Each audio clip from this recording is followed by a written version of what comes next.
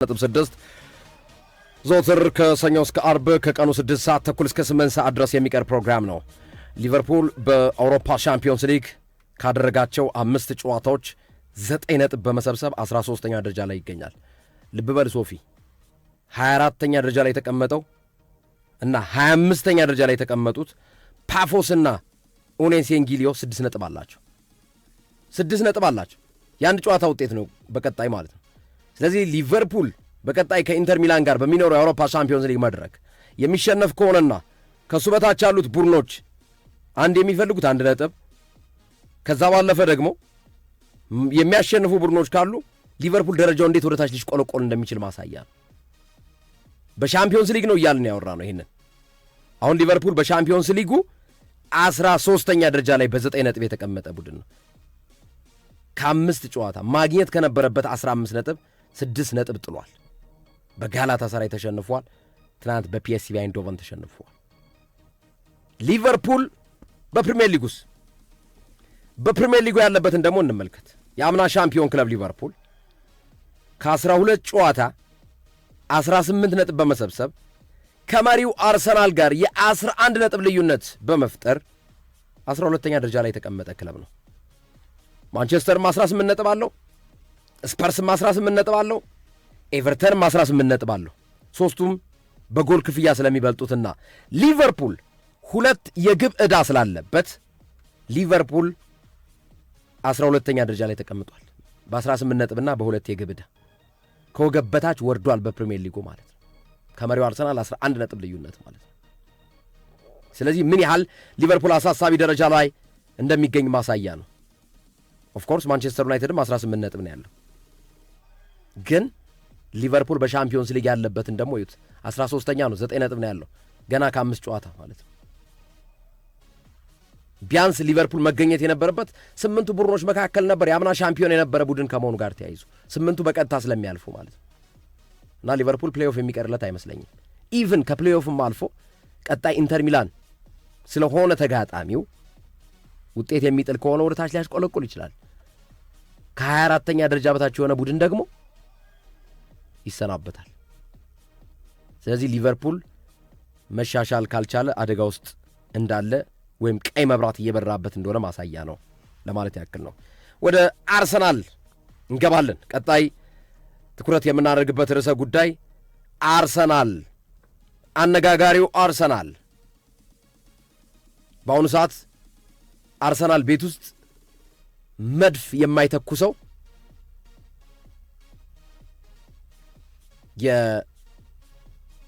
የትጥቅ ያዡ ብቻ ነው።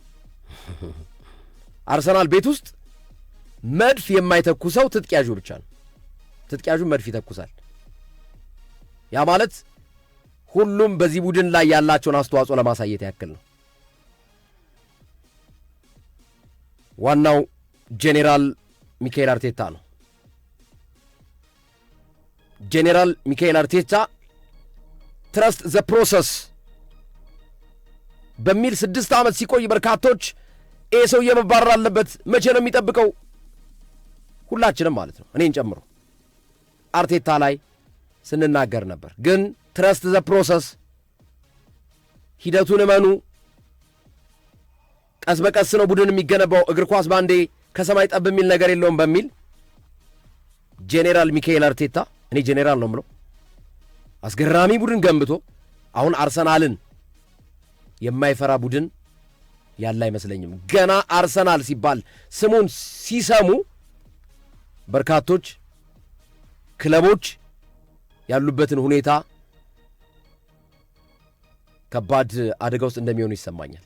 ስሙን ብቻ ሲሰሙ አሁን ካለው የአርሰናል ውጤት አንጻር የሜዳ ላይ ንጉሱ ዴክላን ራይስ ነው።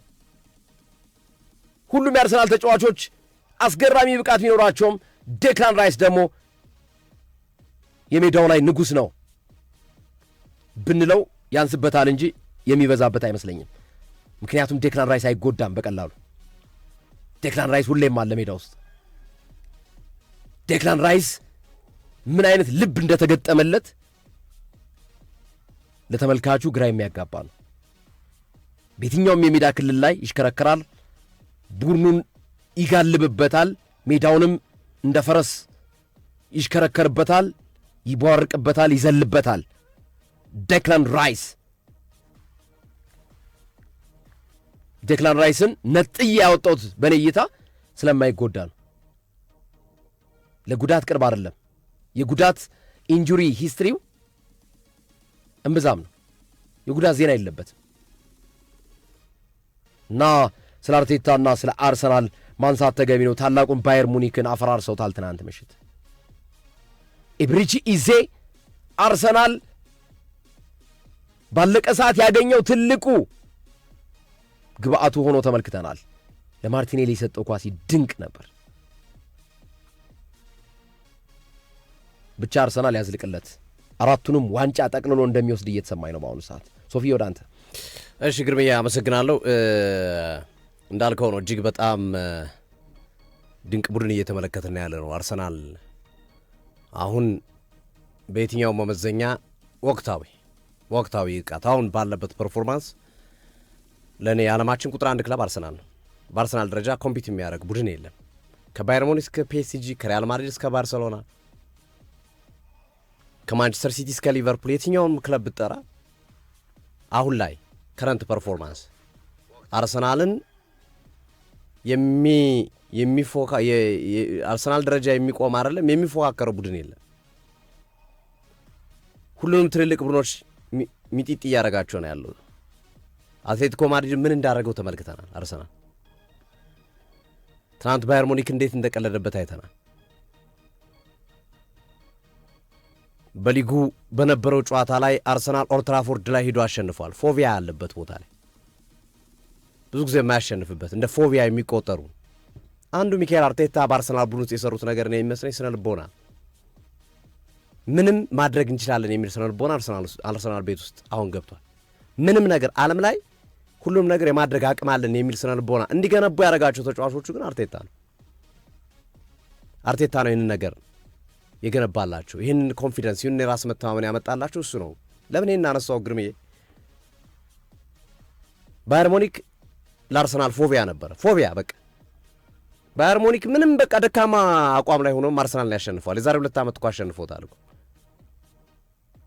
በሊጉ የጃቢ አሎንሶ ባየር ሊቨርኩሰን እየቀለደበት የነበረውን ቡድን ኤሚሬትስ ላይ መጥቷቸው ወጥቶ ሜዳው ላይ ወስዶ አሸንፎታል አርሰናል። አሁን ግን ከ18 ጨዋታ ያልተሸነፈውን ባየር ሙኒክ ነው አርሰናል ያገኘው። ቪሴን ኮምፓኒ ሃይ ሌቭል እየበረሩ ባሉበት ሰዓት ላይ ያገኙት እና ይሄ ፎቢያውን አርሰናል የሚፈራውን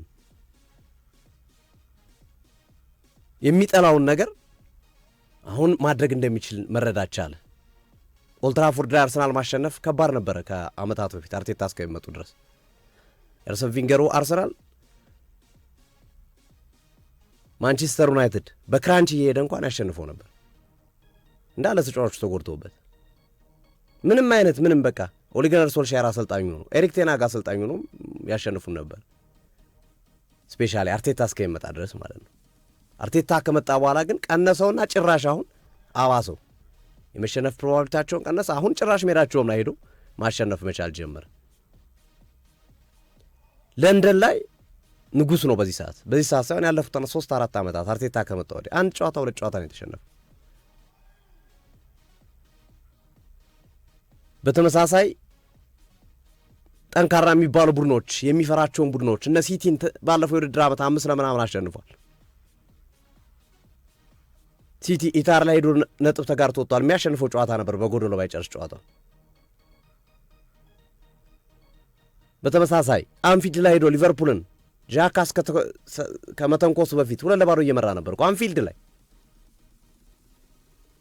እና ሚካኤል አርቴታ ቡድኑን እየገነቡበት ያለው የሳይኮሎጂ ሌብል የስነ ልቦና ደረጃ በጣም ላቅ ያለ ነው። ይሄ ነው ትልቁ አንዱ ልዩነት ፈጣሪ ብዬ ማምነው።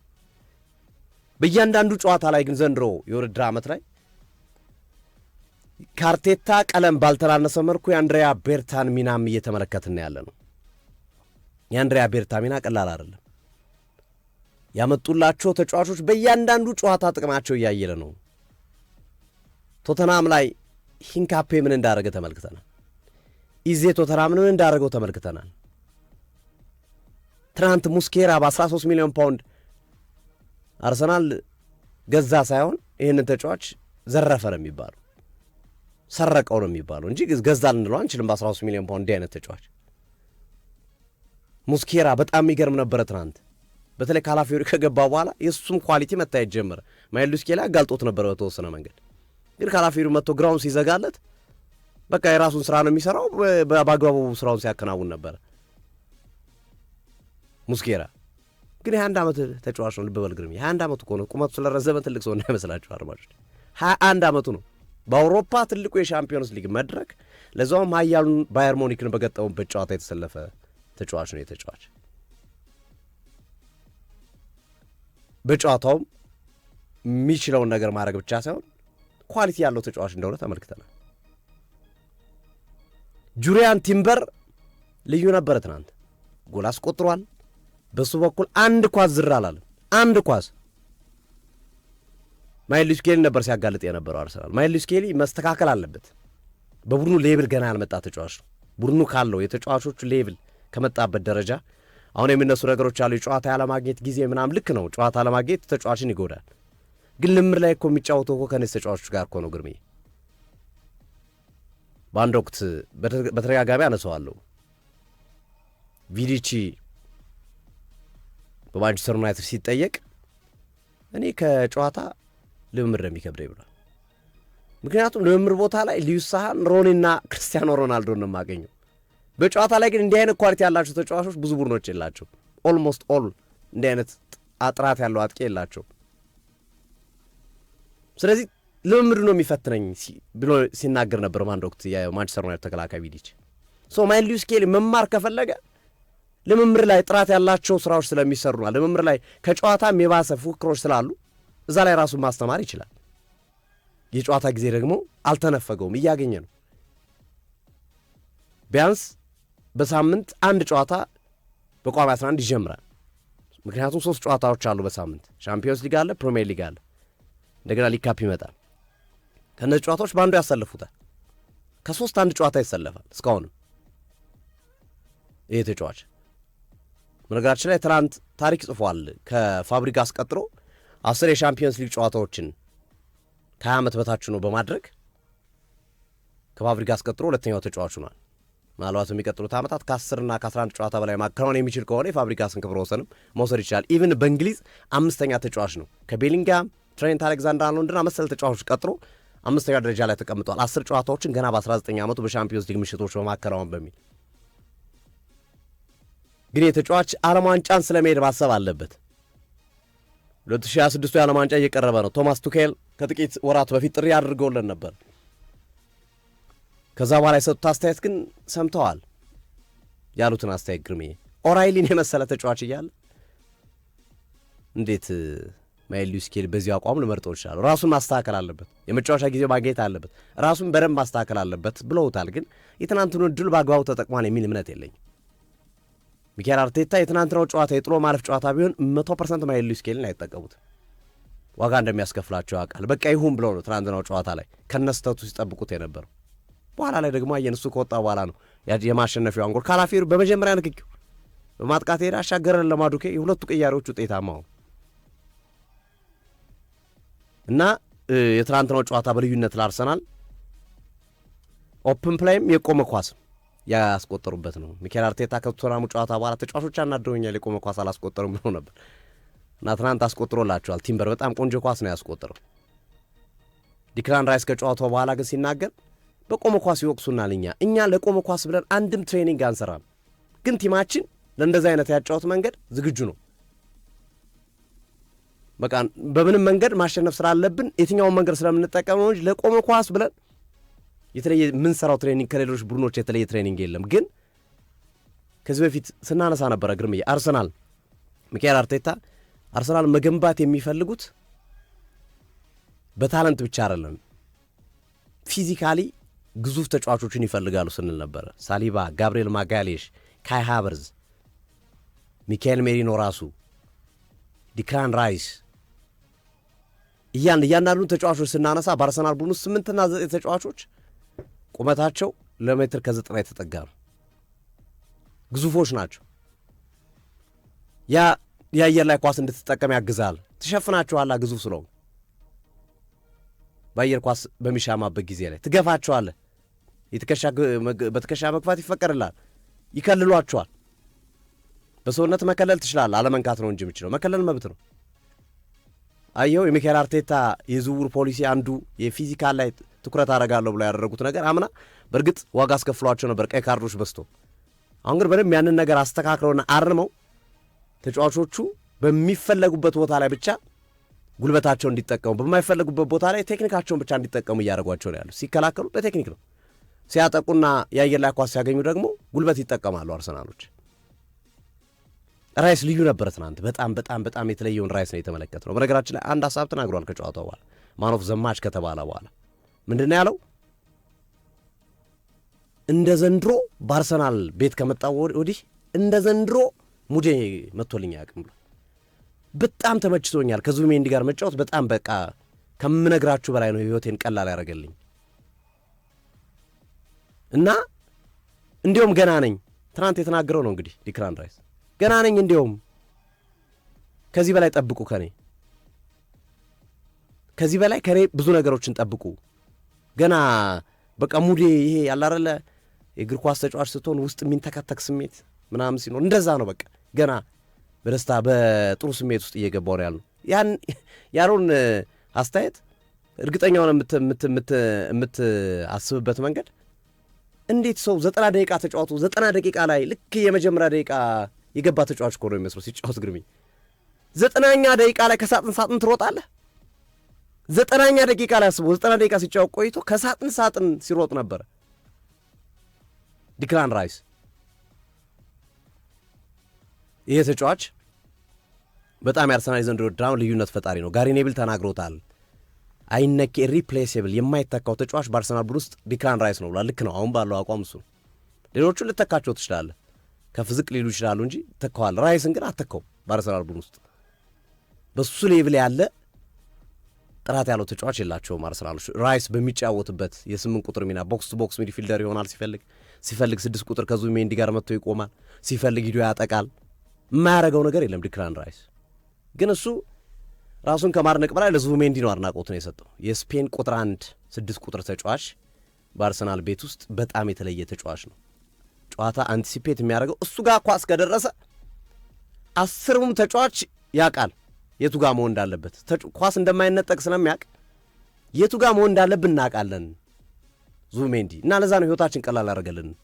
ለእኔም ነገሮችን ቀላል እያደረገልኝ አለ እሱ ነው። በቃ አሁን በቴሌፓዚ መግባባት ጀምረናል፣ ሳንታይ እንግባባለን ጭምር ሲል ራይስ ረምጧል። ከትናንት ነው የማን ኦፍ ዘ ማች ሽልማቱ በኋላ። ትናንት አርሰናል ከጨዋታው በፊት ሉዊስ ሙኔዝ የሚባል ተጫዋች የአርሰናል ከ19 ዓመት በታች ቡድን 4-2 አሸንፏል ባየር ሙኒክን። የ13 ዓመት ተጫዋች አሰልፈው ክብረ ወሰን ሰብረዋል። በውድድሩ ታሪክ የ13 ዓመት ተጫዋች ከ19 ዓመት በታች ውድድር ላይ ተሳትፎ አያውቅምና በዛ አስደናቂ ክብረ ወሰን አሟሽተው ነበረ ጨዋታውን የጀመሩት እና የተለየ ምሽት ነበረ የትናንትናው ምሽት። ኢዜ በጣም ድንቅ ነበረ። ሁለተኛዋ ጎል ስትቆጠር የሰራው ስራ የሚደንቅ ነው። ባየር ሙኒክ አሰልጣኝ ቪሴን ኮምፓኒ የተናገሩት ነገር አለ። ምንድን ነው ያሉት? አርሰናል ለእያንዳንዱ ነገር የሚጨነቅ ቡድን ነው።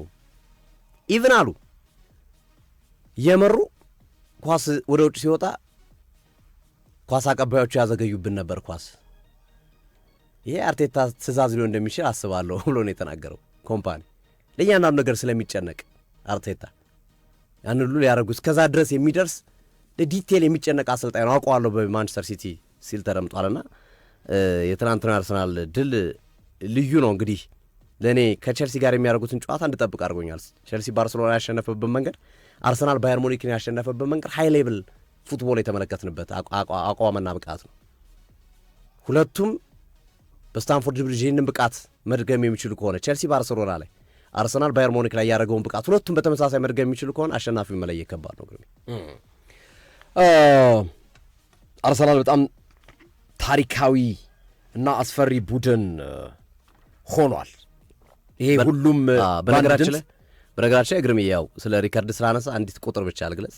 በ20 ዓመት የአርሰናል 2005-2006 ሻምፒዮንስ ሊግ ፍጻሜ ከደረሰው ቡድን በኋላ ለመጀመሪያ ጊዜ ነው አርሰናል 5 ተከታታይ ሻምፒዮንስ ሊግ ጨዋታዎችን ያሸነፈው። ከ2006ቱ የሻምፒዮንስ ሊግ ፍጻሜ ከደረሰው ቡድን በኋላ ለመጀመሪያ ጊዜ ነው። ከ19 ዓመታት በኋላ ነው ለመጀመሪያ ጊዜ 5 ተከታታይ ጨዋታ አርሰናል ማሸነፍ የቻለ። አርሰናል ለሐሜት አይመችም። አሁን ያለበት ደረጃ ለሐሜተኞች በፍጹም የሚመች ክለብ አይደለም። ሐሜተኞች አርሰናልን የቆመ ኳስ ብቻ ነው የሚያስቆጥረው ብለው ሲያሙት አይ ይኸው በኦፕን ፕሌይ ጨዋታም እኮ ጎል አስቆጥራለሁ ይልና ተቀናቃኞችን በኦፕን ፕሌይ ይጠብሳቸዋል ማለት ነው። የሴት ፒስ ቡድን ነው ሲሉት ማለት ነው። ይህንን የሚሉት ሴት ፒስ ወይም የቆመ ኳስ አንድ የጨዋታ አካል መሆኑን የዘነጉ ይመስለኛል። ታዲያ እንደዛ ከሆነ ሴት ፒስ እነሱ ወይም የቆመ ኳስ ተጠቅመው ለምን ማስቆጠር ተሳናቸው? አርሰናል በኦፕን ፕሌይ ለሚጫወት ቡድን በኦፕን ፕሌይ ያቀምሰዋል፣ ይጠብሰዋል። አጠባበሱ እንደ በቆሎ አይደለም፣ እንደ ብረት ያቀልጠዋል። አርሰናል ዘግቼ እጫወታለሁ ካለ ከዚህ ቀደም እንዳልኩት መድፉን ይተኩሳል። በመድፉ ዘግቶ የተጫወተውን ቡድን አፈራርሶት አመዱ ላይ እሳት ይሞቃል። ይሄ ነው አሁን ያለው አርሰናል። ሲገለጽ አስፈሪ ቡድን ነው አርሰናል። በፍጹም ለየትኛውም ለሐሜት የሚመች ቡድን አይደለም። አሁን ያለበት አቋም 16 ጨዋታ አሸንፏል፣ 2 አቻ ተለያይቷል።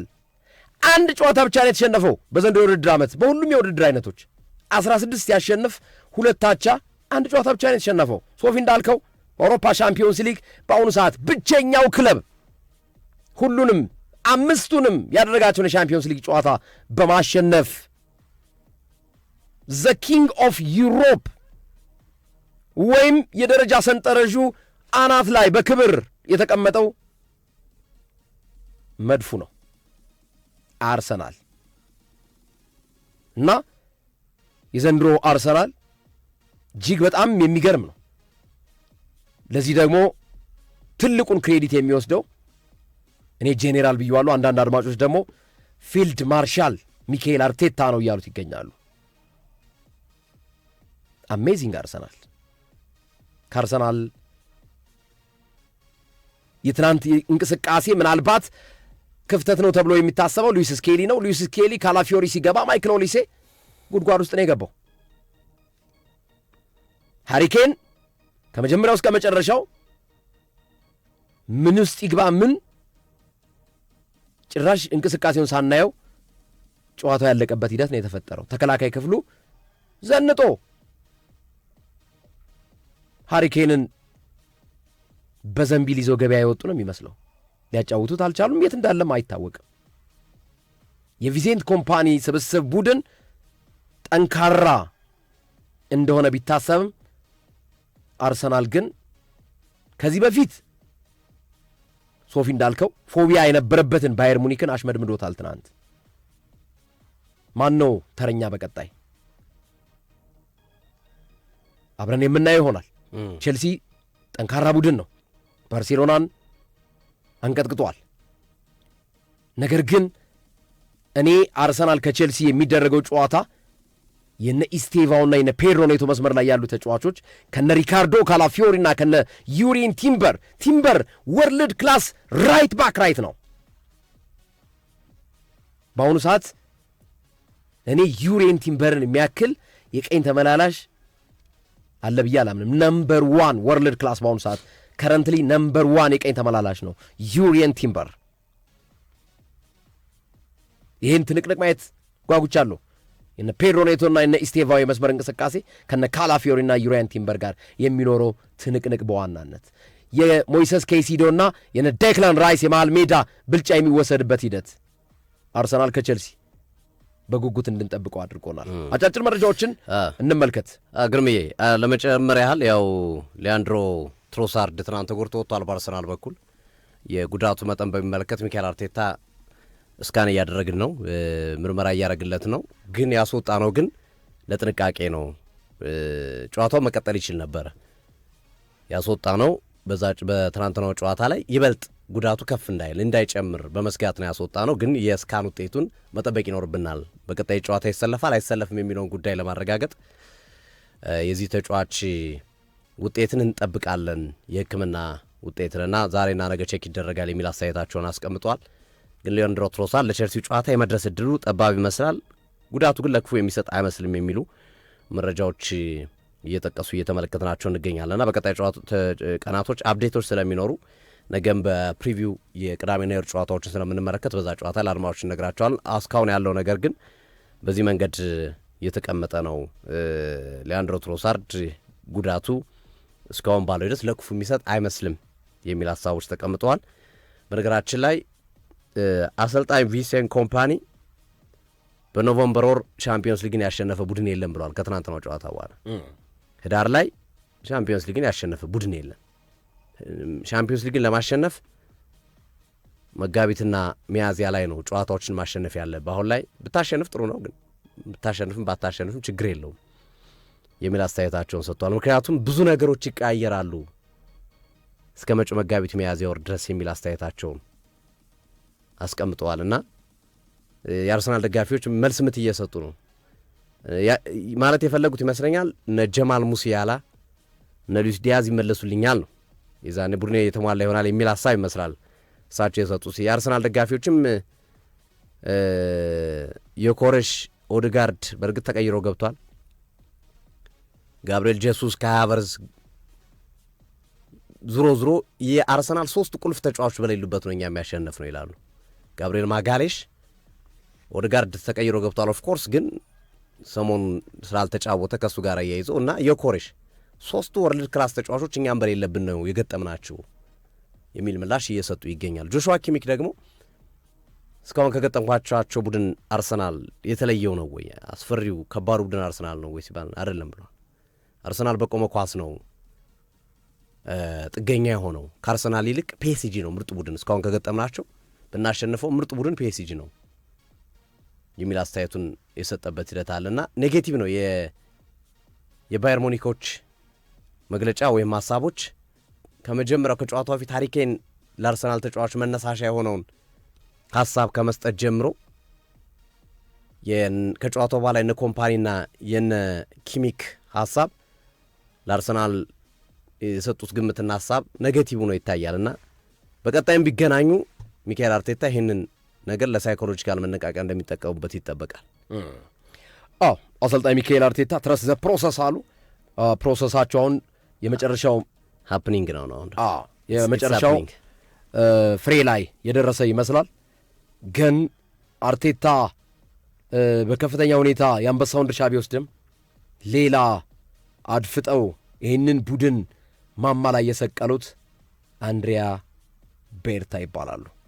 አንድሪያ ቤርታ ያስፈረሟቸው ተጫዋቾች የእሳቸው እጅ አለበት። የኮሬስ ኤብሪቺ ኤዜ፣ ኖኒ ማዱኬ፣ ዙቢሜንዲ፣ አንድሪያ ቤርታ የእሳቸው ሳይ አለበት፣ የእሳቸው ቃል አለበት። ክብራትና ክብራን አድማጮቻችን ስለተከታተላችሁን ከልብ እናመሰግናለን።